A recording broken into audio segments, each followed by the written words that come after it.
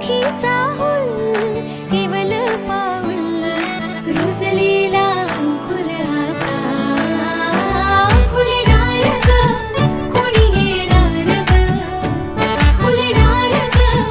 कोणी येणार ग ए चाऊ आणि माऊचे खेळ आपण खेळू ए चाऊ आणि माऊचे खेळ आपण खेळू पितळीचे पाणी तुला बियर आम्ही पिऊ बेटा बियर आम्ही पिऊ इवलूशा